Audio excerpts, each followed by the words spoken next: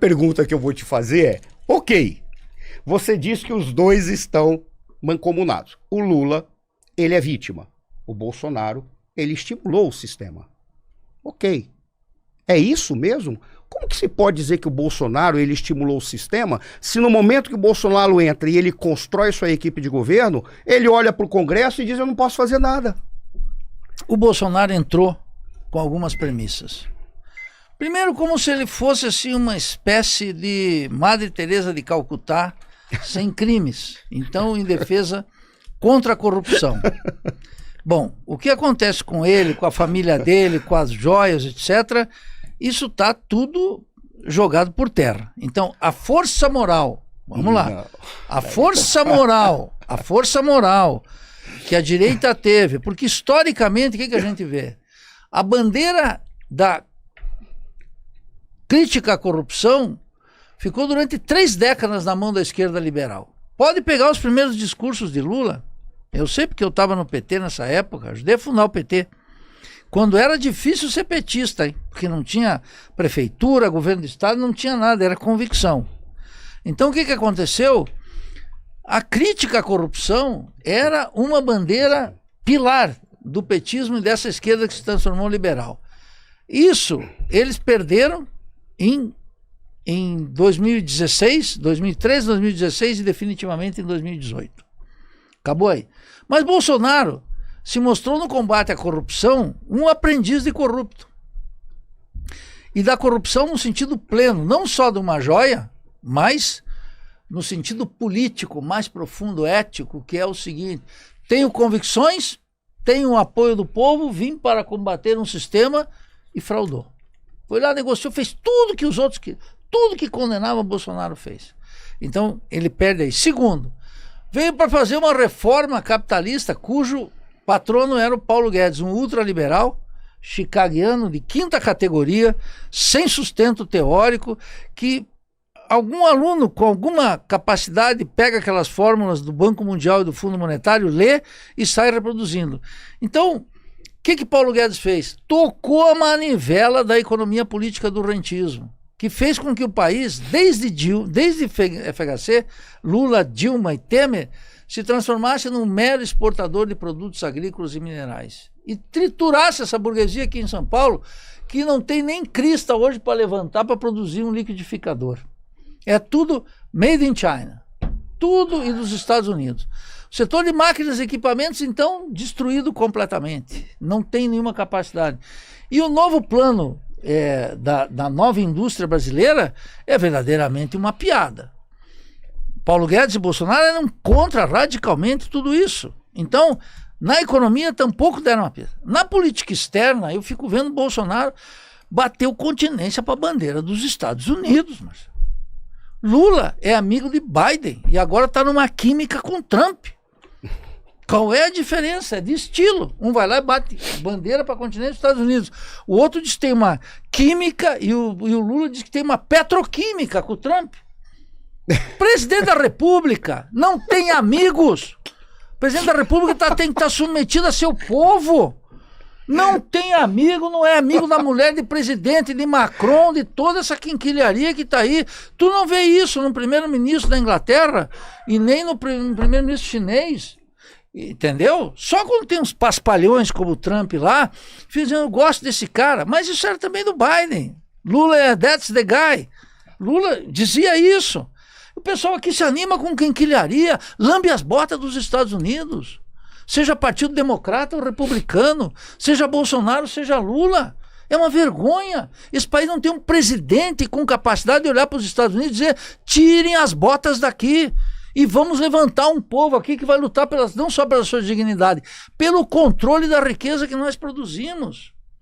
Então a tua defesa do Bolsonaro me espanta no sentido de que tu quer atribuir algumas virtudes ao Bolsonaro que depois de tudo que está acontecendo, não só por ações do Xandão e do ministro, etc., pela sua própria presidência, pelo exercício da presidência, pelos resultados econômicos, políticos, diplomáticos e culturais daquele mandato, é insustentável. É como os petistas defender Lula hoje. Veja, Vocês, os bolsonaristas, os monarquistas, são contra Paulo Freire, que é um pedagogo, um educador cristão. Mas o Lula convive com uma taxa de analfabetismo funcional de 30%. E não tem uma medida para erradicar o analfabetismo. Que a Venezuela, que vocês não gostam, já erradicou. Que a Bolívia erradicou. Que Cuba em 1962 erradicou. E tem um povo inteiro que lê. Estou falando de uma medida bem básica, elementar, porque tu sabe, Marcelo, sabe o quê? Que o sujeito que não lê não pode ser um cidadão. Não é que um analfabeto não pode ter consciência política. Pode. E que um doutor pode ser analfabeto. Pode ser, porque eu conheço vários que são. Doutorado não garante inteligência para ninguém. Isso Conhecemos vários. Isso eu sei como é que funciona. Então, veja, eu estou dizendo que esse teu ser, concluí meu tempo, esse teu ser, ele é uma forma de se desapegar de dados factuais que nós não podemos recusar se queremos buscar a verdade. Percebe? Então, daí que é a minha divergência com essa benevolência com que tu trata Bolsonaro.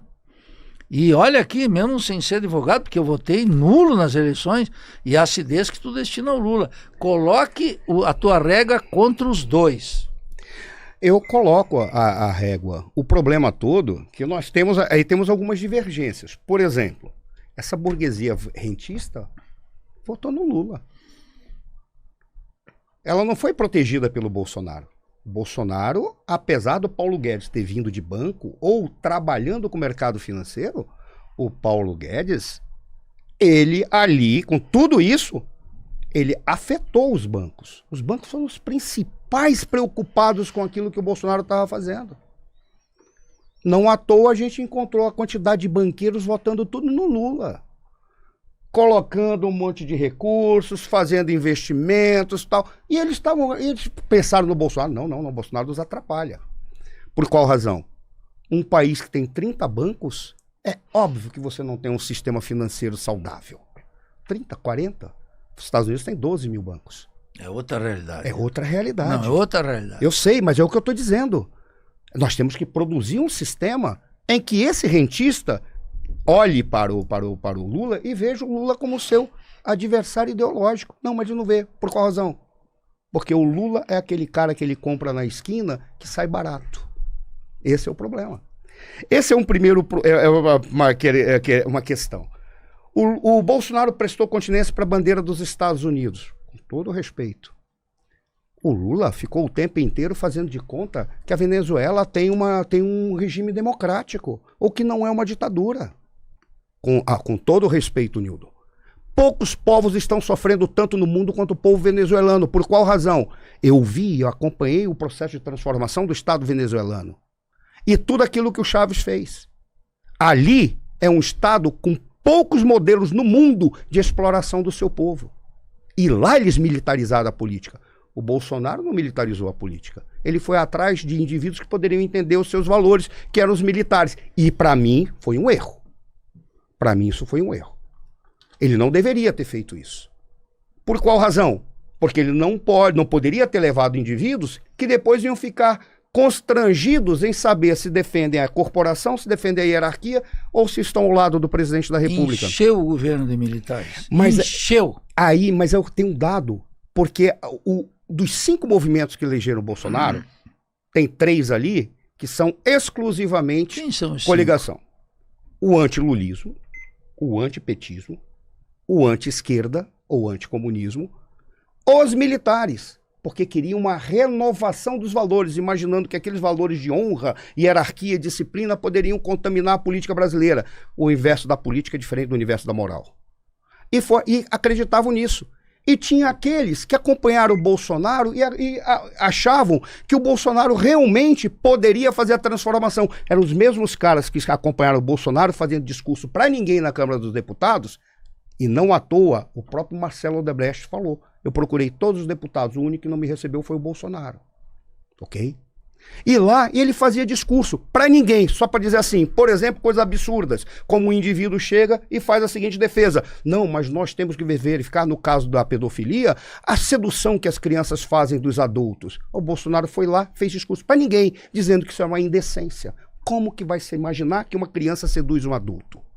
Essas pessoas acreditavam que ele era o cara que poderia estar respondendo a essas bizarrices. Foram esses 5 movimentos. 3 abandonaram ele. E ele se ancorou nos militares, trazendo para exercer cargos técnicos, e eu fui contra. Eu falei para 4 generais em reunião: você acha que deve ser um militar, ministro da Defesa? Eu disse: não. Militar tem que comandar o exército, ministro da Defesa tem que ser um civil. Vocês não podem dar dando cargo político para militar na ativa. Eu fui contra, falei numa reunião com os generais. É óbvio que não fui muito bem recebido depois de ter falado isso. Mas eu não estou preocupado. Estou preocupado com aquilo que corresponde à realidade. E aí, só para encerrar, tenho convicções, tenho apoio do povo. Esse é o discurso do Lula. O Bolsonaro foi atrás do apoio do povo, depois ele descobriu que ele fez um percurso que criou esperança no povo. Esperança de quê? De bater no sistema, mesmo que ele não tivesse consciência disso. Aí é que está a força do Bolsonaro. Aí é que está que o Bolsonaro conseguiu reunir pessoas que vão dizer assim: meu Deus, como é que a gente fica livre disso aí? Hoje, nós estamos caminhando por uma situação que todos nós aqui vamos ser perseguidos no futuro breve. Por quê? Porque aqueles que tomaram o poder, eles não são ideológicos. Estão se lixando para a ideologia. Eles querem saber dos milhões que vão botar nas suas contas. Por isso que eles estão ocupando os cargos públicos, por indicação de presidente da República. E pelo apoio de um Congresso prostituído. Essa é a questão para mim. Por isso que pessoas migraram para o Bolsonaro, acreditando nisso.